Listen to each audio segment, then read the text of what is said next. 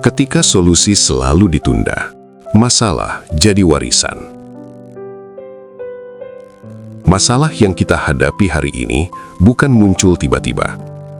Ia adalah warisan, bukan dari leluhur, melainkan dari solusi yang selalu ditunda. Dan ironisnya, yang paling menderita bukan mereka yang menunda, tetapi generasi yang tidak pernah diajak memutuskan. Janji datang, masalah tinggal. Setiap pergantian masa, setiap pergantian pemimpin, kita selalu disuguhi janji yang sama, perubahan. Bahasanya berganti, slogannya diperbaharui, kemasannya diperhalus. Namun ketika waktu berjalan, realitas tak banyak berubah. Harga hidup tetap berat, keadilan terasa makin jauh. Rakyat terus diminta menyesuaikan diri. Pertanyaannya kini bukan lagi mengapa masalah belum selesai, melainkan mengapa selalu ditunda. Penundaan yang terlihat bijak. Dalam wacana kebijakan, penundaan sering dibungkus dengan kata-kata yang terdengar rasional. Belum waktunya, harus bertahap. Situasi belum memungkinkan, jangan gegabah. Di atas kertas semua terdengar masuk akal. Namun dalam kenyataan sosial, penundaan bukanlah sikap netral. Ia adalah keputusan dengan konsekuensi. Masalah sosial bukan arsip yang bisa disimpan di laci. Ia hidup, berkembang, dan menuntut penyelesaian. Masalah yang ditunda tidak diam. Masalah yang tidak diselesaikan hari ini tidak akan menghilang besok. Ia justru berubah bentuk, menjadi lebih rumit, lebih mahal, dan lebih menyakitkan. Ketimpangan yang dibiarkan akan melahirkan kecemburuan sosial. Ketidakadilan yang dinormalisasi akan melahirkan apatisme. Kebijakan setengah hati akan melahirkan krisis berkepanjangan. Penundaan bukan sekedar menunda solusi, tetapi memperbesar dampak. Dari masalah menjadi warisan. Ketika solusi selalu ditunda, masalah tak lagi bersifat sementara. Ia berubah menjadi warisan antar generasi. Utang hari ini menjadi beban anak cucu. Kebijakan tambal sulam hari ini menjadi krisis struktural esok hari. Ketidakberesan yang dibiarkan hari ini menjadi kenormalan generasi berikutnya.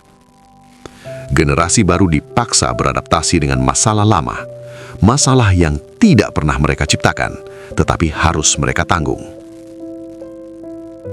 Adaptasi yang tidak adil. Ironisnya, narasi yang paling sering muncul adalah rakyat harus adaptif. Namun adaptasi itu selalu satu arah. Yang diminta menyesuaikan diri adalah rakyat kecil. Yang diminta bersabar adalah mereka yang paling terdampak. Sementara sistem yang melahirkan masalah justru dipertahankan, bahkan dilindungi. Inilah ketimpangan yang paling sunyi.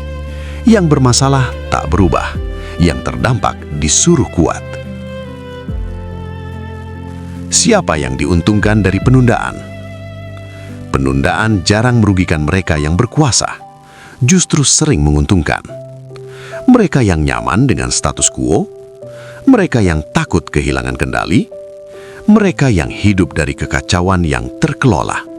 Selama masalah tidak diselesaikan, selama itu pula alasan untuk menunda perubahan selalu ada.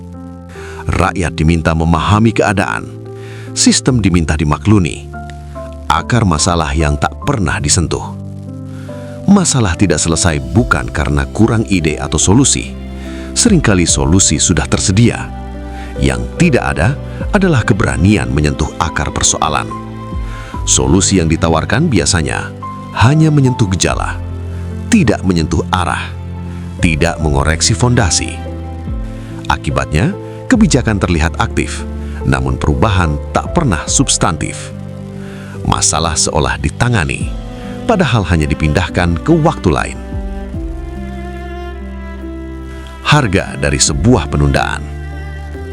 Setiap penundaan selalu punya harga, dan harga itu tidak pernah murah.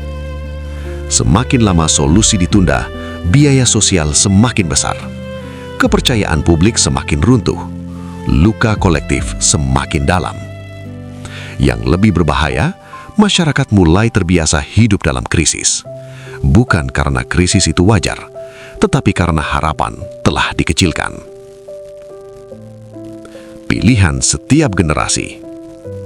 Setiap generasi sebenarnya punya pilihan yang sama: mewariskan masalah atau berani menyelesaikannya.